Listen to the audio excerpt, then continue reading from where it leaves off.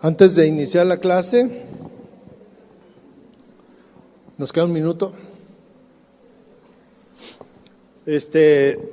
Pregunta, en relación a la clase pasada, ¿quedó más o menos bien o todo descompuesto? ¿Sí? ¿Sí quedó claro?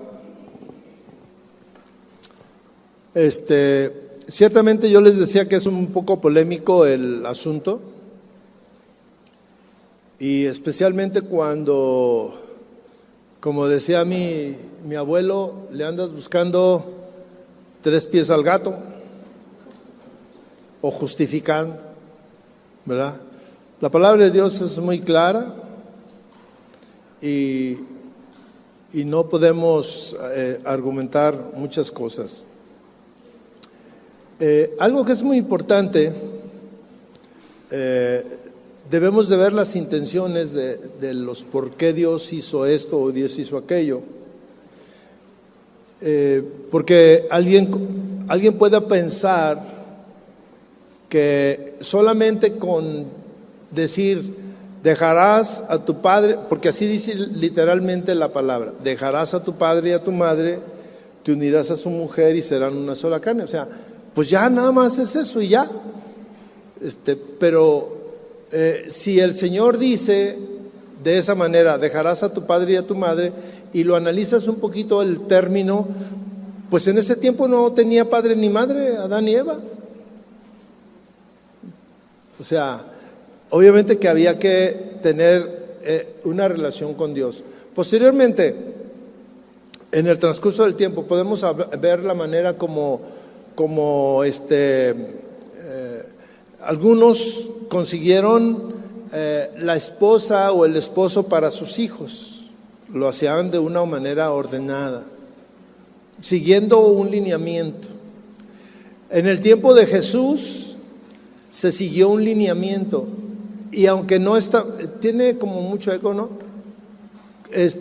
No había un lineamiento, y sin embargo se cumplió con una forma de que se llevara a cabo la boda.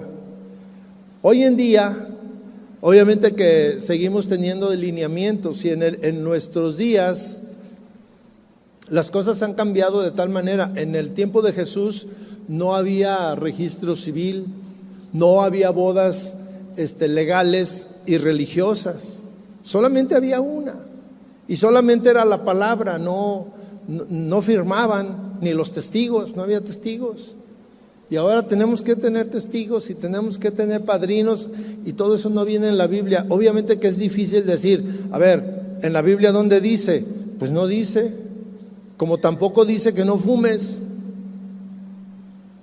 Algo está mal el sonido, está ahí como un eco que, ¿sí lo alcanzan a percibir? ¿O es el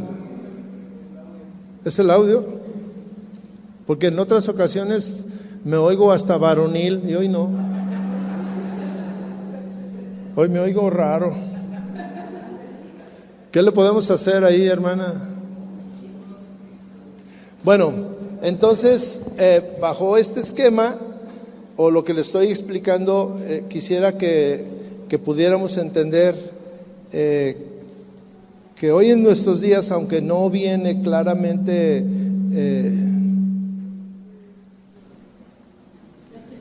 aunque no viene claramente dicho de esa manera, hay cosas que el razonamiento y no lo dice, el Espíritu no lo dice, y son cosas, formas que tenemos que cumplir buscando la aprobación de Dios, ¿sí? Entonces espero que con quede claro, porque tengo una semana que no he estado a gusto, pensando que alguno tenga alguno de estos cuestionamientos.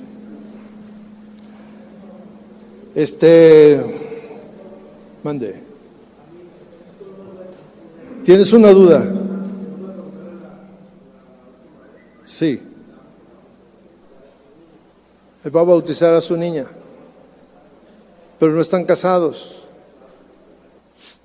Bueno, aquí hay algunas cosas. Por ejemplo, hay algunos ritos que no tienen que tener una secuencia, ¿verdad? Entonces, por ejemplo, el bautizar es en la iglesia católica o acá, la iglesia católica. Entonces, la iglesia católica tiene sus propias formas y ritos, pero ellos pueden bautizar a su hijo, ¿verdad? Sin que ellos estén casados, porque es un rito con el hijo, que no tiene nada que ver con la cuestión de ellos. Son dos cosas diferentes, ¿verdad? Pero, son ritos de acuerdo a una iglesia. Y lo pueden, ahora, si el sacerdote lo acepta, está bien, ¿verdad? Gracias. Creo que ahora sí, ya me oigo varonil, ¿verdad? Sí, yo sabía que algo le hacía falta a ese sonido. Bien, vamos a continuar con nuestro estudio de Gálatas, ¿ok? La última vez, quiero hacer una referencia como para seguirle el hilo. La última vez leíamos el versículo 15 del capítulo 3 y está hablando Pablo y se está refiriendo se refiere o va dirigido a los Gálatas y les dice: hermanos, hablo en términos humanos. Empieza a dar una referencia de lo que en términos normales, humanos, en esa cultura se usaba. Y habla: un pacto, aunque sea de hombre, una vez ratificado, nadie lo invalida ni le añade. ¿Sí? Esto es en términos humanos. Para ellos, el hacer un pacto era algo que tenía una importancia sumamente importante y que dice que no se puede invalidar, ¿sí? Una vez que se ratifica el pacto, ¿sí? Dice, aunque lo hagan los hombres, una vez ratificado, nadie lo invalida, nadie le añade, ¿sí? Eso es en términos humanos. Ahora dice, a Abraham le fueron hechas las promesas y a su simiente, ¿sí? Las promesas que Dios le hizo fueron a Abraham y a su simiente. ¿Cuál era la promesa? ¿Recuerdan? ¿Qué? Que iban a ser benditas todas las naciones. Esto fue lo que le dijo, la bendición que le dijo Dios a Abraham.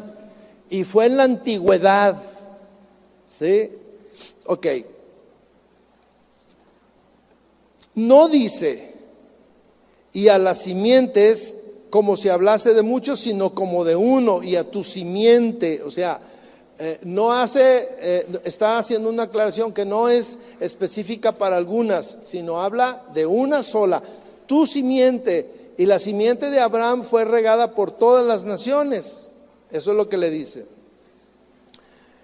Dice, la cual es Cristo. Ok. El pacto previamente ratificado por Dios para con Cristo, ¿sí? Dice, vino 430 años después. Este es un pacto que se hace con el pueblo judío. Por eso el pueblo judío, o lo que estábamos hablando aquí de los judaizantes que llegaron con los Gálatas y les decían que tenían que la circuncisión, que era el pacto, ese fue dicho 430 años después de que Dios le había dado una promesa a Abraham, ¿sí? Entonces, aquí dice, este pacto no puede invalidar lo que antes se había dado. Y en términos legales, hoy en nuestros días, hay leyes que no tienen efectos retroactivos, así le llaman, ¿verdad? esto empieza a surtir efectos a partir de hoy, pero lo pasado, pues eso así se queda. Entonces, la promesa de la bendición para todas las naciones es antes del pacto de la circuncisión con el pueblo judío, ¿sí? El pacto de la circuncisión con el pueblo judío tenía un sentido, tenía un propósito. La bendición de Dios con el pueblo, con la simiente de Abraham, tenía otro propósito. Yo les explicaba la vez anterior que tenía el propósito y iba a ser aplicada en el tiempo de Cristo, y que ahí Dios ya estaba mirando que por medio de Cristo iban a ser, la bendición iba a llegar a todos los gentiles. Y es lo que estaba haciendo aquí Pablo al ir a hablarles a los Gálatas y a traerlos a Cristo, y les está diciendo: es que ustedes pueden recibir la salvación por gracia, no por obras, ¿verdad? ¿Hasta ahí vamos bien? Ok, nos vamos a brincar entonces ahora al versículo 19. Y aquí dice, el encabezado dice: la verdadera función de la ley. El versículo 19 dice: entonces, ¿para qué sirve la ley? Y dice: fue añadida a causa de las transgresiones, hasta que viniese la simiente a quien fue hecha la promesa. Y fue ordenada por medio de ángeles en manos de un mediador. Y el mediador no lo es de uno solo, pero Dios es uno. La pregunta es: ¿para qué sirve la ley? ¿Sí? Porque si en ese tiempo, o sea, los judíos observaban la ley, y para ellos era importantísimo guardar la ley, pero luego viene Pablo y les dice a los Gálatas: no hagan caso de la ley, no sirve para nada. O sea, como que hay una contradicción en las enseñanzas. Pero alguien pregunta, porque decíamos que la ley también pues traía maldición. ¿Por qué explicamos eso? Porque la ley no puede salvar a nadie, sino que al contrario, les traía una maldición, porque los metía en situaciones que decías: entonces, ¿cómo le voy a hacer si nadie se puede salvar por guardar la ley? Porque guardar la ley era guardarla toda, no solamente una parte, era guardar todo. Entonces, si la ley es una maldición y no puede anular la promesa anterior, entonces, ¿cuál es su significado? ¿Cuál es su propósito? ¿Cuál es su función? La respuesta es: fue añadida o les fue dada a causa de las transgresiones. La ley fue dada para frenar. La ley fue dada para poner altos. La ley fue dada para poner un marco de referencia en el cual las personas podían actuar. Pero la ley no salva, ¿sí? La ley te frena. La ley te hace un buen ciudadano o un buen hombre, un hombre que cumple sus promesas, sus pactos.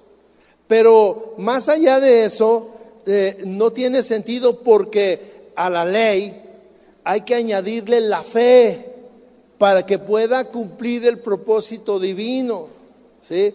Porque por fe, ¿qué dice la palabra? Sois salvos por fe. La ley es para que cumplas. Ahora, yo les digo una cosa: hoy en día nosotros solamente tenemos la fe para ser salvos. ¿Sí? ¿Sí o no? A ver, yo los... sí, o sea, tenemos que estar seguros, ¿sí o no? Pero también tenemos que cumplir con algunas otras observancias. Porque no solamente es creer hoy en nuestros días, y a ellos o los judíos solamente era guardar, porque no tenían la fe, a los judíos. A los Gálatas le dice, ustedes son salvos por la fe, no por las obras, no por guardar, no por cumplir un pacto y tener ese pacto, porque los judaizantes les dijeron, no, es que tienen que tener el pacto de Abraham y tienen que ser circuncidados. Entonces dijeron, no, espérame. Sí, pero, pero, o sea, una cosa es que tengas la fe, pero otra cosa es que al mismo tiempo les digo, a la ley había que adicionarle la fe para estar en nuestros días, porque hacemos referencia de la ley. Y por ejemplo, no matarás, no hurtarás, amarás a tu Dios sobre todas las cosas. ¿Qué son? ¿Y son de qué? De la ley. Y entonces, ¿no vamos a cumplirlos y nada más vamos a creer en Dios? Tenemos que cumplirlos. Eso es lo que yo le estoy llevando. A que hay cosas hoy en nuestros días que a pesar de que por la fe somos salvos, pero no nos exime tampoco de que tenemos que tener, que guardar mandamientos de Dios. Aquí el asunto es que a los Gálatas solamente les estaban diciendo que obras, pero por obras nadie es salvo. Era lo que Pablo enseñaba. Por obras no son salvos, por la fe.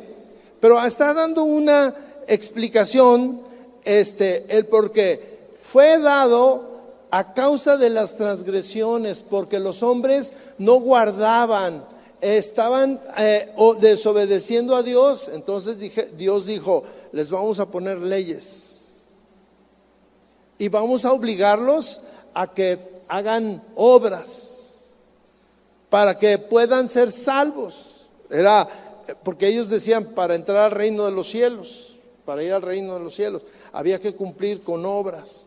Y la ley tiene un propósito, o sea, no es solamente que no sirve para nada, no, Dios no vino a eso, y Cristo lo explica claramente.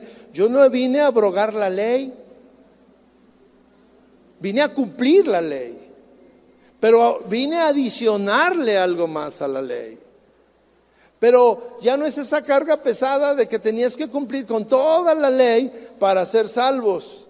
Y había cosas que no son necesarias cumplir. Por ejemplo, la circuncisión ya no es necesario. No es parte de que si no estás circuncidado, no, pues tú te vas a ir al infierno, mi amigo. Irremediablemente. No. O sea, Dios, esa parte sí queda hecha a un lado. Pero cuando viene Cristo, ¿sí? Cuando viene Cristo, entonces, la ley fue puesta hasta que viniera la simiente a quien le fue hecha la promesa. La promesa tiene el cumplimiento para todos de manera universal cuando viene Cristo. Antes de que viniera Cristo, eran descendientes de las tribus de Israel. Eran los descendientes y eran los judíos. Pero cuando ya viene Cristo, esto se rompe y ahora es una bendición y una proclamación a todas las naciones. Eso es lo que dice Cristo: vayan y prediquen a todas las naciones y enséñenles y ministrenlos y que los traigan al conocimiento de Dios. O sea, lo que antes era exclusivo para el pueblo judío, ahora se abre para todos, pero sin observar lo que los judíos estaban obligados a observar. La simiente de Abraham se refiere principalmente o primordialmente a Cristo, ¿sí? Pablo no pudo resistir la tentación de señalar una cualidad, que la ley era inferior.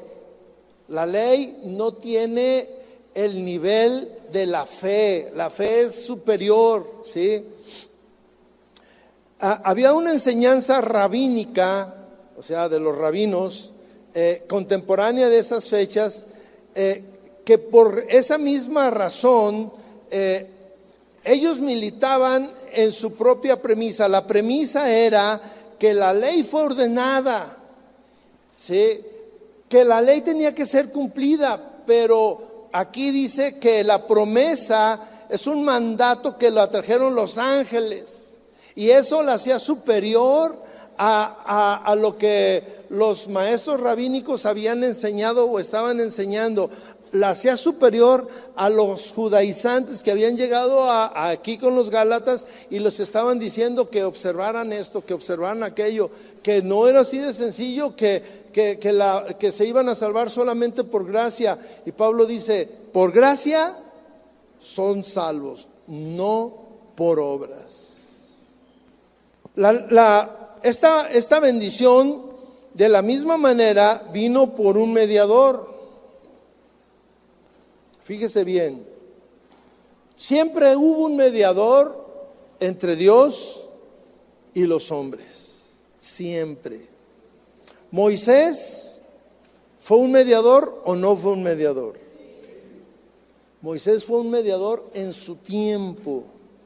En su tiempo Moisés fue a la presencia de Dios y recibió para darle al pueblo. Siempre estuvo en medio de Dios y los hombres. Pero llega un momento en que ahora el mediador es Cristo. El mediador de todos nosotros es Cristo. Yo le hago una pregunta. ¿Un pastor o el pastor es nuestro mediador? No. No. Hermanos, quítense de sus labios cuando van con el pastor y le dicen, pastor, yo quisiera que orara por mí porque usted que está más cerca de Dios. Y se lo hacen así es que usted está más cerca de Dios, pastor. A usted Dios lo escucha. O sea, fíjense bien, están poniendo a ese pastor como un mediador, ¿no? Es muy diferente cuando alguien viene y te dice, pastor, ¿puede orar por mí? ¿Puede incluirme en sus oraciones? Porque ahí tú estás intercediendo. Es muy diferente a ser un mediador. Cristo hoy es el único mediador que tenemos. Todo lo anterior, Moisés, Abraham, Noé, o sea, los grandes hombres, aún los profetas, en su tiempo sirvieron como mediadores entre Dios y los hombres porque tenían un propósito en su tiempo. Pero ya no hay mediador. Así como la promesa es hecha a todas las naciones, pero ya tenemos un solo mediador y ya no hay más mediadores, ni va a venir otro mediador. Así ya quedó escrito y así dice la palabra de Dios, ¿sí? El mediador, Pablo lo explica como la relación, como una relación indirecta entre Dios y los hombres, como una relación de segunda mano. Y la ley hacía esto, era una relación de segunda mano, porque un mediador es, tú vienes con el mediador y el mediador va con Dios, es de segunda mano, ¿verdad? Pero ahora es, tú puedes hacer a un lado al mediador y estar en la presencia de Dios y hablar con Dios, ¿sí? Y es algo, mis hermanos, que creo que tenemos que aprender a hacer, que debe de ser una práctica constante en nuestra vida diaria. Orar, interceder, doblar tus rodillas, adorar a Dios de manera personal. de manera personal. El domingo me invitaron a Houston, a una iglesia de casa de oración que iban a iniciar iban a tener su primer servicio en una iglesia que les rentaron. Entonces fuimos, pero los hermanos que se las rentaron tienen una iglesia enorme, donde caben 2,000 personas.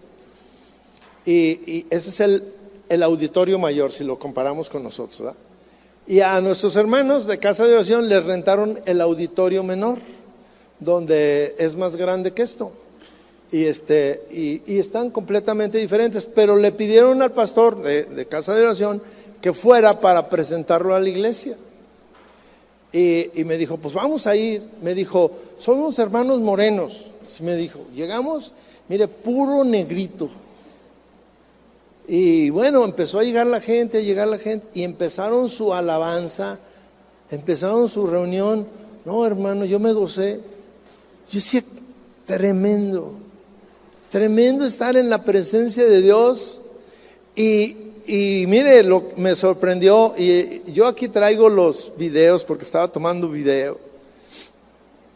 Me sorprendió que el coro, el 99% eran viejitos. Yo dije, gloria a Dios que hagan uno así en Guadalajara para entrar. No había jóvenes, los jóvenes eran los que tocaban los instrumentos. Y todos pasaban, mire, se terminaba una canción de dirigir y luego pasaba otro y se subía y luego pasaba otro y todos cantaban increíble. ¿Usted ha visto esas películas donde están los negritos ahí adorando a Dios? Bueno, así exactamente igual. Hoy yo estaba gozándome, pero había algo que Dios me mostraba. Me dijo, mira, cuando una persona tiene la presencia de Dios y está acostumbrado a eso, en la reunión se manifiesta, porque lo vives el domingo, vives lo que tú vives entre semana. ¿Por qué? Porque llegas ahí, estás acostumbrado a estar en la presencia de Dios y alabas a Dios y cantas y estás en una relación, no estás pendiente de tus textos. Yo le voy a dar una recomendación. Cuando usted llega a la iglesia, ponga su teléfono en modo de vuelo. Si usted lo pone en modo de vuelo, se va a volar. Usted, a la presencia de Dios, ¿sí? Nada lo interrumpe, ¿sí? Pero es algo que tenemos que hacer día con día. La ley fue recibida de una manera, pero la promesa fue hecha directamente de Dios a su pueblo. A todas las naciones serán benditas y tendrán esa relación directa. Y ahora que la tenemos, la relación directa con Dios, la desaprovechamos. Porque a veces nada más, ay Señor, ayúdame, tengo este problema, o ayúdame con esto, o nada más es pedir y pedir y pedir. Y venimos a la iglesia y estamos también en otra onda, mirando a ver quién entra, quién sale, qué sucede aquí, qué sucede allá. ¿Sabe qué? La relación directa con Dios es algo más allá de lo que tal vez hemos experimentado. Y Dios quiere, y no hay un límite para que tú tengas una relación con Dios. Si ya quitaste el mediador, bueno, pues disfruta esa relación, ¿o no? ¿Ven? Bueno, vamos a seguir porque no era el tema. El versículo 21 dice: luego, ¿la ley es contraria a las promesas de Dios? En ninguna manera, porque si la ley dada pudiera vivificar, la justicia fuera verdaderamente por la ley, mas la Escritura lo encerró todo bajo pecado, para que la promesa que es por la fe en Cristo Jesús fuese dada a los creyentes. Pablo aquí hace una pregunta importantísima. ¿La ley es contraria a las promesas de Dios? Si nosotros lo pensamos así como que, no, pues es que la ley no salva, la ley no esto, la ley trae maldición, la ley es mala, o sea, pudiéramos pensar como que la ley es mala, pero no es así. La ley cumplió un propósito en el tiempo que Dios lo manifestó, que tenía que ser la forma de guardar, de que el pueblo se guardara, de que el pueblo cumpliera, de que el pueblo observara lo que Dios había dicho, y no iba a ser quitada hasta que viniera Cristo Jesús. Entonces, no hay ninguna contradicción, ¿sí? Si el apóstol observa que la ley es un método para obtener justicia, ¿y están de acuerdo? Todavía tenemos leyes, y las leyes, nuestras leyes fueron dadas con el propósito de traer justicia, porque de manera natural, para muchos hombres les es imposible guardar y observar buena conducta. Por eso hay leyes. Por ejemplo, ¿por qué tenemos semáforos en las calles? Pero mire, todos somos educados, todos fuimos a la universidad, o sea, todos tenemos buenas costumbres. Pero fíjese qué pasa. Alguna vez yo platiqué en la Minerva a las 2 de la tarde, todos profesionistas, porque todos los que traen autos de lujo normalmente fueron a la universidad o fueron a una escuela y les enseñaron costumbres y cortesía, ¿no? Pero entonces, ¿usted cómo me explica que a las 2 de la tarde en la Minerva todos llegan y se descompusieron los semáforos? ¿Y qué cree? Están todos atorados. ¿Por qué? Porque nadie cede. O sea, tú vas así y el de adelante camina poquito y vas bien pegadito, para que no se te meta el otro ni el otro, y todos queremos pasar. Mire, yo vi todos pum, pum, pum, pum, pum, pum, pum. Y luego llega el cortés, el que sí fue a la universidad, y se para y le da paso. Y el de atrás, ¿qué le dice? Ve, muévete, que no sé qué. No puedo decir lo demás. Entonces, la ley fue dada porque el hombre, por sus propias obras, es incapaz de producir resultados justos. Por su propia iniciativa, es incapaz de dar. Es incapaz de cumplir, es incapaz de guardarse, es incapaz de hacer muchas cosas que tenían que ser regulados por la ley. ¿Cómo puede usted pensar que en la ley Dios dijo, si un hombre agrede, fíjese, y es muy claro, si un hombre encuentra en el campo a una mujer y la ataca sexualmente, le da una pena, ¿sí o no? Entonces, ¿por qué? ¿Qué propósito está cumpliendo la ley en ese caso? Guardar la integridad de una persona. Pero ¿acaso no es un hombre que por su propia iniciativa debería de respetar a una mujer? Debería. Pero hay muchos que no lo hacen. Entonces, por eso viene la ley. Fue dada la ley para que cumpliera un propósito, ¿sí? Si la ley, dice, pudiera vivificar la justicia verdaderamente por la ley, ¿sí? Perdón, voy a volver a leer para leer bien. Si la ley pudiera, si la ley dada pudiera vivificar, ¿sí? O sea, traer vida, dice, la justicia fuera verdaderamente por la ley, ¿sí? Sí, pero entonces la ley sola no puede hacer muchas cosas que se necesita darle vida. La ley no puede vivificar muchas cosas, en este caso lo espiritual, ¿sí? Lo espiritual, la ley no lo puede vivificar. ¿Por qué? A ver, explicación.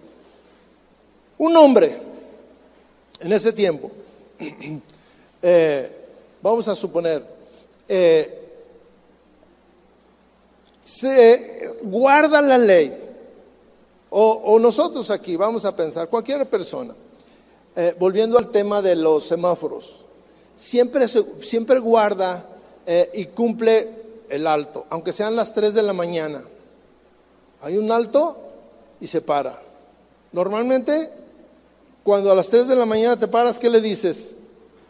Dale, pues no hay nadie, mira, y además es peligroso, dale, ¿verdad? Eso es normal. Pero él dice, no, tenemos que guardar la ley. Pero ahora, ¿esto lo vivifica espiritualmente? No. O sea, la ley sola no puede vivificar a nadie, o sea, dar vida espiritual. El que tú cumplas la ley sola no puede vivificarte espiritualmente. Por esa razón, hay una cuestión de que Pablo les está explicando el propósito de la ley. En su tiempo la ley cumplió un propósito, guardar, porque el hombre es incapaz. Por ejemplo, por su propia naturaleza, el hombre no puede, por ejemplo, la mentira, y esto es algo muy típico, la mentira. Aún entre los cristianos hoy en día, muchos dicen mentiras, ¿o no? Aunque saben que está mal. Y aunque hemos leído que al reino no entrarán los mentirosos, ¿no? Y se nos olvida. Entonces, la ley tenía que cumplir un propósito. Dice, mas la Escritura lo encerró todo bajo pecado. La Escritura apunta a un pasaje específico. Alguien pudiera leer Deuteronomio 27, 26. ¿Quién lo tiene? ¿Lo puede leer, por favor? Venga aquí. 27:26 dice: maldito el que no confirmare las palabras de esta ley para hacerlas, y dirá todo el pueblo amén. ¿Sí? La ley, es decir, aquí hay, cuando dice la Escritura, es guardar toda la ley, ¿sí? Y si no, hay una maldición, ¿sí? O guardas toda la ley o eres culpable. Así de sencillo.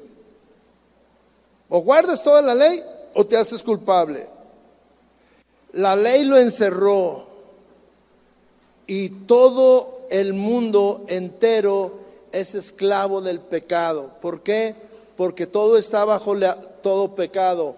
La ley señalaba todo es pecado, todo es pecado, todo es pecado. Entonces, pues el margen de error era muy, muy limitado.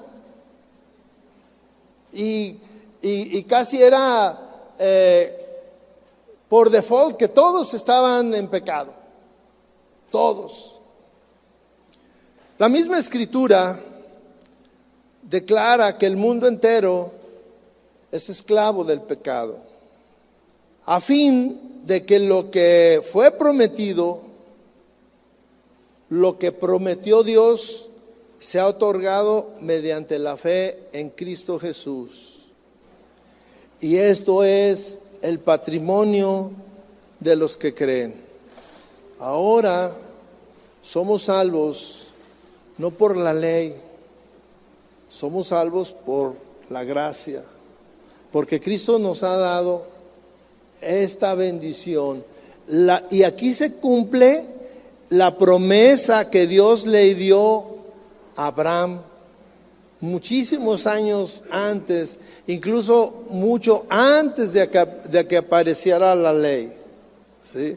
Le fue dada esta promesa a Abraham y se cumple en nosotros. Fíjese cómo se brinca todo esto, el pueblo judío, todo lo que corresponde al pueblo judío se lo brinca, y el cumplimiento es cuando viene Cristo y resucita, y que ahora pueden tener acceso a esta promesa todas las naciones, y se cumple la palabra que le fue, la promesa que le fue dada a Abraham. ¿Sí me entiende cómo está todo esto?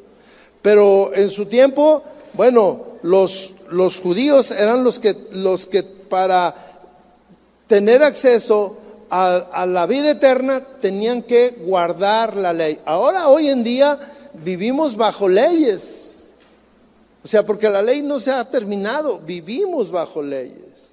Hoy en día nosotros los cristianos, aunque por gracia somos salvos, pero tenemos que guardar la palabra de Dios, la ley, para que nuestra vida esté en un marco de buenas costumbres, porque propiamente por buena voluntad pues no podemos hacer muchas cosas. Voy a regresar un poquito a la palabra o a la enseñanza de la semana pasada. Si no guardáramos la ley, todo el mundo se divorciaría. Si no estuviéramos obligados, ¿sí o no? ¿Por qué? Porque pues es bien fácil, o sea, por gracia yo soy salvo y ya no quiero a este o a esta, ahí nos vemos. No, espérame, hay una ley que te obliga a permanecer y que no es así de fácil. ¿Sí? No puedes por el simple hecho disolverlo, y Cristo lo dice, ¿sí? Que no se puede disolver el vínculo matrimonial por un hombre. ¿Sí dice o no? La ley, aunque, bueno, la promesa de la salvación es por la fe en Cristo Jesús, y es dada a los creyentes de Cristo para acá, en este formato. Ok. En el antiguo, la ley, se había abusado de la ley, ¿sí? Y la ley era preveía una acción inhibidora, de inhibir. Proveía una acción restrictiva. Pero esta justicia o la ley separaba al hombre de la promesa de Dios por la fe, ¿sí?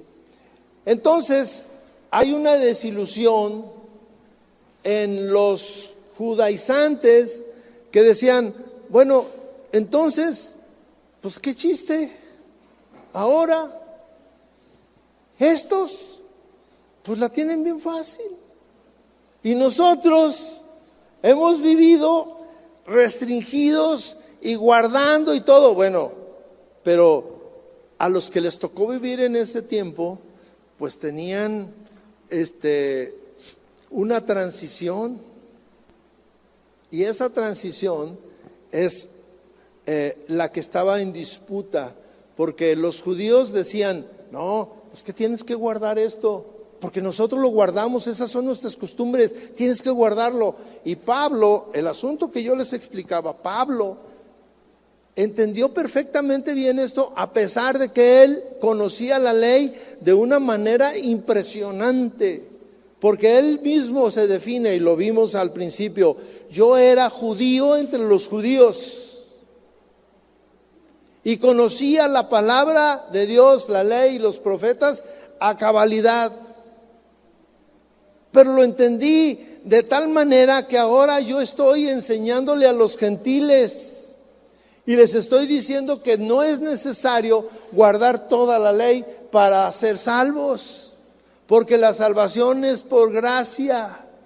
Ahora, regresando a nuestros días, esa disputa era en unos años previos o posteriores a la muerte y resurrección de Cristo.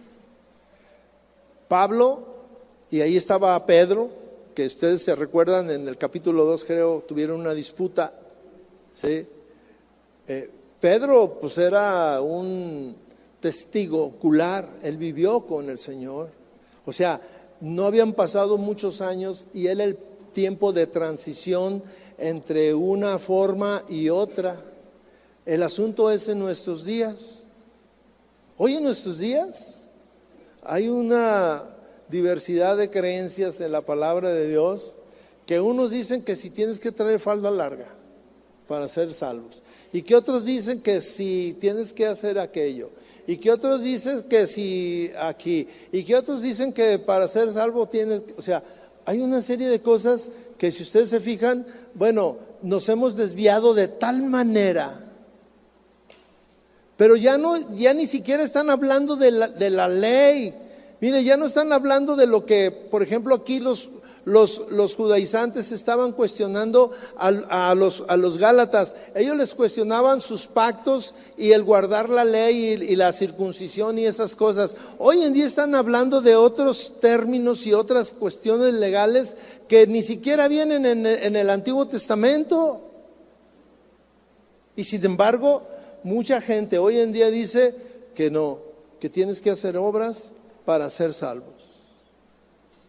Y es una lucha y una constante estar explicándole a la gente, no, y hay una confusión seria, porque es algo muy sutil el irte a un lado y el irte al otro. Lo que yo decía, bueno, ¿solamente debemos de creer para ser salvos y ya no guardar nada? No. Pero esto no nos debe de llevar a decir, no, es que tenemos que cumplir con esto para ser salvos, y si no cumplo con esto no soy salvo. No, hay cosas que tienes que cumplir porque la ley te obliga, porque por cuestión natural no cumplimos. Y le voy a decir, en verdad, a veces aquí mis hermanos, por ejemplo, en la cena de matrimonios, vinieron puros cristianos y se peleaban. Tuvimos 2 o 3 incidentes de que estaba la línea para ir a comer, a tomar alimentos, y luego alguien, usted venía, se metía, y el que estaba atrás, oye, ¿qué onda? Y empezaba, oye, pero que no sé qué. O sea, tenemos que cumplir, tenemos que ser ordenados, tenemos que ceder, tenemos que ser corteses, ¿o no?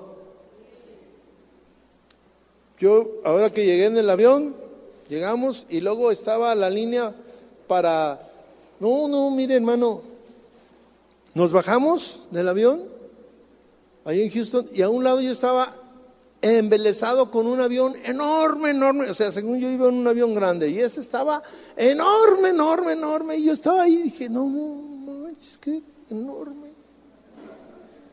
Pero más me sorprendió cuando entré al pasillo que nos llevaba al departamento de inmigración y bajaron como 1 millón de chinos.